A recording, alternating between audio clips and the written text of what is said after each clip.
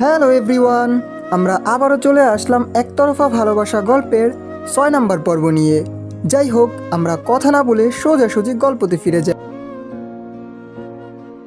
গ্রামে ঢোকার পরে রিয়াদের মস্তিষ্ক কাজ করা বন্ধ করে দেয়। সবাই বলছিল নদী তোকে ছেড়েও চলে গিয়েছে। রিয়াদ কিছুই বুঝতে পারছে না, কেউ তাকে পরিষ্কারভাবেও কিচ্ছু বলতে চাচ্ছে না। সবার দৃষ্টিতে তার জন্য সে ঘৃণা দেখতে পাচ্ছে। লোকমুখে যতটুক শুনেছে তাতে সে খুব ভালোভাবেই বুঝতে পেরেছে নদী জয়ের সাথে এখন আর নেই, আর জয়ের অবস্থাও ভালো না। রিয়াদ কোনো কিছু না ভেবে জয়ের বাড়ির উদ্দেশ্যে রওনা হলো। জয়ের বাড়িতে রিয়াদ চলে গেল। জয়ের বাড়ির সামনে রিয়াদ দাঁড়িয়ে বেশ অবাক হয়ে গিয়েছে। পূর্বের সেই টিনের ঘরটি এখন ইট পাথরের রূপান্তর হয়েছে। জয় ব্যবসা করে যে উন্নতির দোরগোড়ায় পৌঁছে গিয়েছে তা রিয়াজ খুব ভালোভাবেই বুঝতে পারল। রিয়াদ কিছুটা সংকোচ নিয়ে জয়ের দরজার কড়া নাড়ল। দরজার ওপাশে রিয়াদের জন্য দ্বিতীয় চমক অপেক্ষা করছিল। দরজা খুলে দেওয়ার ব্যক্তিকে দেখে রিয়াদ বেশ অবাক হয়ে গেল। ব্যাপারটাকে স্বাভাবিকভাবেই সে এখন নিল। দরজার ওপাশে দাঁড়িয়ে ছিল স্বপ্না। স্বপ্না স্বাভাবিকভাবে রিয়াদকে বলল, কি চাই এখানে? রিয়াদও স্বাভাবিকভাবে বলল, কি চাই মানে? আমি জয়ের সাথে দেখা করতে এসেছি এখানে, আর কি বলতেছিস তুই এইসব? তখন আবার স্বপ্না বলল, জয়ের সাথে তোর কোনো প্রয়োজন নেই, তোর তো জয়ের সাথে প্রয়োজন ফুরিয়ে গেছে, তা দেখা করতে কেন চাচ্ছিস তুই জয়ের সাথে? তখন আবার রিয়াদ বলতে লাগলো, জয়ের সাথে আমার প্রয়োজন ফুরিয়ে গিয়েছে মানে? গ্রামের লোকজন বাইরে এইসব কে বলছে? আমি তো কিছুই বুঝতে পারতেছি না। তখন আবার স্বপ্না বলতে লাগলো, এখন তো তুমি কিছুই বুঝবে না। জয়ের জীবনটা নষ্ট করতে চেয়েছিলি তোরা, যখন দেখলি সফল হতে পারছিস না তখন আবার ফিরে এসেছিস জয়ের জীবনটা নষ্ট করার জন্য। তখন আবার রিয়াদ স্বপ্নাকে বলতে লাগলো, এইসব কে বলছিস স্বপ্না তুই? তখন আবার স্বপ্না বলতে লাগলো, আমি কিছু বলতে চাচ্ছি না, আমি চাচ্ছি তুই এই মুহূর্তে এখান থেকে চলে যা। রিয়াদের বিস্মিত মুখ কেমন যেন হাও হয়ে গেল। স্বপ্নার কথাকে রিয়াদ পাত্তা না দিয়ে রিয়াদ বলতে লাগলো, আমি জয়ের বাড়িতে এসেছি, জয়ের সাথে দেখা না করে আমি কোথাও যাব না। এখন আমি জয়ের সাথে দেখা করব, তারপরে আমি যাব। তখন আবার স্বপ্না বলতে লাগলো, জয় এখন বাড়িতে নেই, আর থাকলেও জয় তোর সাথে দেখা করতো না। তখন আবার রিয়াদ বলতে লাগলো, জয় দেখা না করলে কি হয়েছে? আমি কাকিমার সাথে কথা বলবো, তুই আমাকে ভিতরে যেতে দে। তখন আবার স্বপ্না বলতে লাগলো, তোর এই ঘৃণিত মুখ আমার শাশুড়ি আম্মা দেখতে চায় না। রিয়াদের অবাক হওয়া বোধহয় আরও বাকি ছিল, তাই তো সে একটার পরে একটা বিস্ময়কর কথা শুনেই যাচ্ছে। রিয়াদের জানা মতে জয়ের বোন এবং জয় ছাড়া রিয়াদের আর কোনো ভাই নেই। তাহলে জয়ের আম্মাকে স্বপ্না শাশুড়ি বলল কেন? রিয়াদ কৌতূহল নিয়ে জিজ্ঞাসা করলো, শাশুড়ি আম্মা মানে কি বলতেছিস তুই এইসব? তখন আবার স্বপ্না বলতে লাগলো, কেন, কি ভাবছিস তোরা? নদীর বিরহে জয় নিঃশ্বাস হয়ে যাবে? জয়ের জীবনে কেউ আসবে না আর কখনো? এতটুকু বলার পরে নদী দীর্ঘ একটি নিঃশ্বাস নিল, কিছুক্ষণ চুপ থাকলো, তারপরে আবার পুনরায় বলতে শুরু করলো, তাহলে তোরা ভুল ভাবছিস। নদীর বিরহে জয়কে আমি শেষ হতে দেইনি, জয়কে আমি আমার ভালোবাসা দিয়ে সাজিয়ে দিয়েছি। তখন আবার রিয়াদ বলতে লাগলো, স্বপ্না আমি সত্যিই কিছু বুঝতে পারতেছি না, আমাকে একটু সব কিছু স্পষ্টভাবে খুলে বলতো। স্বপ্না রিয়াদের চোখের দিকে দৃষ্টি নিক্ষেপ করলো, সাথে সাথে নিজের চোখ বন্ধ করে ফেললো স্বপ্না। এই চোখের দিকে তাকিয়ে সে নতুন কোনো স্বপ্ন দেখতে চায় না স্বপ্না। স্বপ্নার স্বপ্নগুলো তো সেই দিনই শেষ হয়ে গিয়েছে, যেই দিন রিয়াদ বলেছিল সে স্বপ্নাকে নয় বরং সে নদীকে ভালোবাসে। স্বপ্না মনে মনে কিছু একটা ভেবে রিয়াদের মুখের উপরেই দরজা বন্ধ করে দিল। রিয়াদ হতাশ হওয়া ছাড়া এই মুহূর্তে আর কোনো কিছু করার নেই। রিয়াদ এক মনে হেঁটে তার বাড়িতে চলে এলো। বহুদিন পর, প্রায় 6 বছর পর সে তার নিজের বাড়িতে ফিরে এসেছে। মনে হচ্ছে যেন কতটা সময় সে পার করে গিয়েছে। অনেকটা সময় পরেই সে তার বাড়িতে আসলো। রিয়াদ বাড়িতে প্রবেশ করে আম্মার সাথে কাটানো মধুর স্মৃতিগুলো স্মরণ করতে করতে ঘরের ভিতরে প্রবেশ করলো রিয়াদ। রিয়াদের আসার খবর পেয়ে নদীর বোন নূপুর তাদের বাসায় ছুটে আসলো। উঠান থেকে রিয়াদকে ডাকতে লাগলো নূপুর, রিয়াদ ভাইয়া, রিয়াদ ভাইয়া এইভাবে। তখন আবার রিয়াদ নূপুরের ডাক শুনতে পেয়ে বাইরে এলো। নূপুর রিয়াদকে সামনে দেখে খুব দ্রুত হাঁপাতে হাঁপাতে জিজ্ঞাসা করলো, রিয়াদ ভাইয়া আমার আপা কোথায়? আমার আপাকে তুমি কোথায় রেখে এসেছো? আমাদেরকে বলো। রিয়াদ এবার আর চমকালো না। রিয়াদ এতক্ষণে এতটুক বোঝা হয়ে গিয়েছে, নদীকে তার সাথে জড়িয়ে এখানে কিছু রটানো হয়েছে। রিয়াদ স্বাভাবিকভাবেই তখন আবার নূপুরকে বলতে লাগলো, চলো নূপুর, ভিতরে চলো, তোমার সাথে আমার কিছু কথা আছে।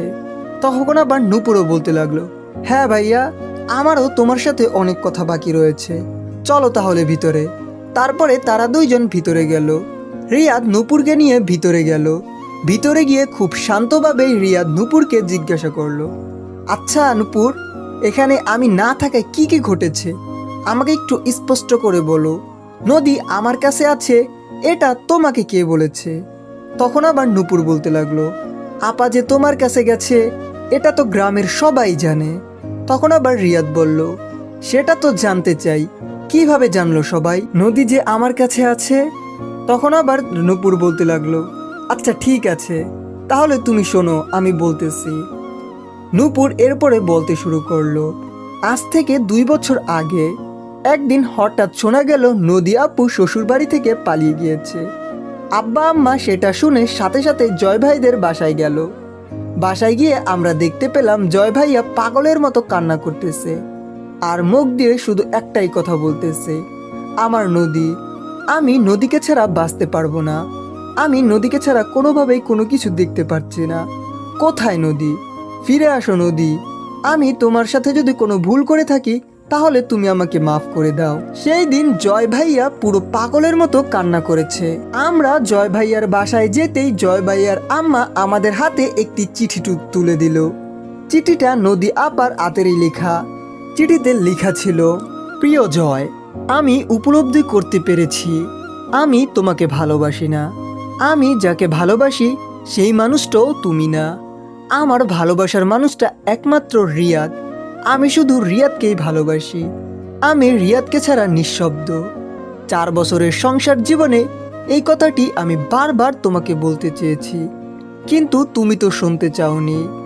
আর যাই হোক, একজন অক্ষম পুরুষের সাথে সম্পর্ক রাখা আমার পক্ষে আর কখনো সম্ভব না। তুমি খুব ভালো করেই জানো তুমি কখনো বাবা হতে পারবে না। আমি তোমার থেকে মাতৃত্বের স্বার্থ থেকে বঞ্চিত হতে পারবো না। তাই আমি রিয়াদের সাথে সম্পর্ক জড়াই। আমি এখন 1 মাসের গর্ভবতী। আমি গর্ভবতী শোনার পরে তুমি হয়তো খুব ভালোভাবে বুঝতে পারছো আমি এখন আর তোমার নেই। তাই আমি নিজ থেকে জানিয়ে যাচ্ছি তোমাকে, তুমি ভালো থেকো জয়। ইতি তোমার নদী। সব শুনে রিয়াদ হতবাক হয়ে গেল। হতভম্ব হয়ে সে বসে পড়ল। অস্পষ্ট সুরে মুখ দিয়ে বের হয়ে আসলো, আমি এসব বিশ্বাস করি না। বসা থেকে উঠে দাঁড়িয়ে কঠিন গলায় রিয়াদ বলতে লাগলো, নদীর সাথে কিছু হয়েছে। এই চিঠি নদীর হাতের লেখা কিছুতেই হতে পারে না, কিছুতেই না। যেখানে প্রায় 6 বছর ধরে আমাদের সাথে কোনো কথা হয়নি, সেখানে নদী আমার জন্য বাড়ি ছেড়েছে, এটা কখনো সত্যি হতে পারে না। এটা সম্পূর্ণ মিথ্যা। নূপুর এবার বিষম খেয়ে গেল। সে বিস্মিত নিয়ে বলতে লাগলো, তার মানে আপা তোমার কাছে যায়নি? তাহলে আপা কোথায়? রিয়াদ নীরবতা নিয়ে নূপুরের সামনে দাঁড়িয়ে আছে। এই মুহূর্তে নূপুরকে বলার মতো কোনো বাক্যই তার জানা নেই। নূপুর সন্দেহন ভরা দৃষ্টিতে রিয়াদকে জিজ্ঞাসা করলো, তুমি আমার আপার সাথে কিছু করো নাই তো? এখন না জানার ভান করছো নাকি? সত্যি করে বলো রিয়াদ ভাইয়া, আমার আপা কোথায়? তুমি আমার আপাকে কোথায় রেখে এসেছো? রিয়াদ মলিন মুখে হেসে নূপুরের মাথায় হাত রাখলো আর মায়াভরা কণ্ঠে বলতে লাগলো, আমি তোমার আপাকে খুঁজে বের করব। তুমি মানো আর না মানো, আমি তোমার আপাকে 6 বছর যাবৎ চোখের দেখাও দেখিনি। তখন আবার নূপুর বলতে লাগলো, তুমি সত্যি বলছো তো ভাইয়া, আপা তোমার সাথে ছিল না? তখন আবার রিয়াদ বলল, সমাজের মানুষ তোমার আপাকে কলঙ্ক দিচ্ছে। আচ্ছা তুমিই বলো, তোমার আপা কি কলঙ্কিত হওয়ার মতো মানুষ? তখন এতটুক বলার পরে রিয়াদ একটু থামলো। কিছুক্ষণ পরে পুনরায় আবার বলতে শুরু করলো, জানো নূপুর, নদী খুবই সচ্ছল আর পরিষ্কার হয়, তার গায়ে কলঙ্কের দাগটা বড্ড বেমানান। তখন আবার নূপুর বলতে লাগলো, তোমার এই কঠিন কথার মানে আমি বুঝতে পারছি না। আমি শুধু জানতে চাই, তুমি আমার আপাকে কি সত্যি বের করতে পারবে কিনা, সত্যি বের করে দিবে কিনা? তখন আবার রিয়াদ বলতে লাগলো, সত্যি তোমার আপাকে আমি খুঁজবো, তোমার আপাকে আমি বের করার চেষ্টা করব। তখন আবার নূপুর বলল, সেটা কবে? রিয়াদ বলল, খুব তাড়াতাড়ি। তখন আবার নূপুর বলল, আমি কিন্তু তোমাকে বিশ্বাস করছি না এখনো। তখন আবার রিয়াদ বলল, তোমার আপারে খুঁজে এনে আমি তোমার বিশ্বাস অর্জন করে নিব। নূপুর আর কিচ্ছু বলল না, সে আর কিছু না বলেই চলে গেল। রিয়াদের কথায় বিশ্বাস করতে ইচ্ছে করছে নূপুরের। সে নদীকে খুঁজে দিবে, এটা বড্ড মানানান কথা। পরক্ষণেই অন্যমনে নূপুরের বলে উঠল, এই তো জানে, এ নিজেই তো আপারে নিয়ে গেছে। এ জানে আপার ঠিকানা, নতুন করে আবার কি খুঁজবে। নূপুর ভাবতে পারছে না কি করবে। আজ সে 10ম শ্রেণীতে পড়ে। 10ম শ্রেণীতে পড়া এক কিশোরী নূপুর জীবনের বাস্তবতা অনুভব করতে শিখে গিয়েছে। সে বাস্তবতার পাশাপাশি আবেগ, ভালোবাসাও উপলব্ধি করতে পেরেছে। সে ভালোবাসাটা উপলব্ধি করার ক্ষমতা আছে এখন নূপুরের। সে নদীর বিয়ের দিন রিয়াদ আর স্বপ্নার কথার মানে বুঝতে পারছিল না। সেই দিন ছোট থাকায় সে কিছুই বুঝতে পারেনি। আজ সে বড় হয়েছে, তাই তো তার বুঝতে আর অসুবিধা হচ্ছে না। নূপুর স্মৃতির পাতায় নদীর বিয়ের দিনে স্বপ্নার আর রিয়াদের কথাগুলো স্মরণ করতে লাগলো। সেই দিন নদীর বিদায়ের পালা শেষে স্বপ্না রিয়াদের কাছে এলো। রিয়াদ আড়ালে দাঁড়িয়ে চোখের পানি বিসর্জন দিচ্ছিল। ঠিক সেই সময় স্বপ্না এসে বলল, কিরে রিয়াদ, তুই কাঁদছিস কেন? জয়ের বিয়ে হয়ে গেছে, অথচ তোর বিয়ে হচ্ছে না, এই জন্যই কি তুই কাঁদছিস? রিয়াদ এই কথা শুনে তো একেবারে হতবাক হয়ে গেল। রিয়াদ স্বপ্নার দিকে আচমকা তাকিয়ে গেল, স্বপ্নার দিকে তাকিয়ে চমকে গেল। স্বপ্না পুনরায় আবার রিয়াদকে বলতে লাগলো, আমি তো রাজিই আছি, চল আমরা দুইজনে বিয়ে করে ফেলি। রিয়াদ নিজেকে স্বাভাবিক করে বলল, কি আবল তাবল বলছিস এইসব তুই স্বপ্না, তোর মাথা কি ঠিক আছে? তখন আবার স্বপ্না বলল, আবল তাবল মানি? আমার কি বিয়ের বয়স হয়নি, নাকি তোর বিয়ের বয়স হয়নি, কোনটা? তখন রিয়াদ আবার বলল, হ্যাঁ হয়েছে, কিন্তু তোর বিয়ের বয়স হয়েছে, আমার বিয়ের বয়স হয়েছে, তাতে তোর আর আমার কি হয়েছে? তখন আবার স্বপ্না বলতে লাগলো, তোর কি মানি? আমরা একে অপরকে ভালোবাসি, তাই বলছি এই কথা।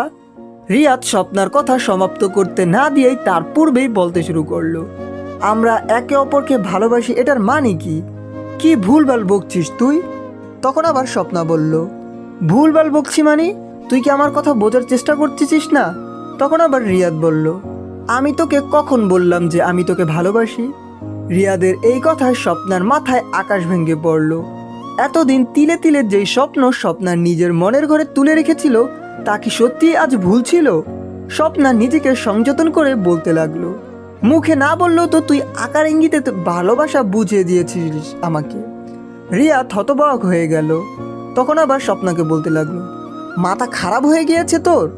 আমি আবার আকার ইঙ্গিতে তোকে কখন বুঝিয়েছিলাম আমার ভালোবাসার কথা? তখন আবার স্বপ্না বলতে লাগলো, হ্যাঁ তুই বুঝিয়েছিস, একবার নয়, বারবার নয়, 1000 বার তুই বুঝিয়েছিস। স্বপ্নার চিৎকার করে বলা উপরোক্ত বাক্যটি রিয়াদকে নিস্তব্ধ করে দিল।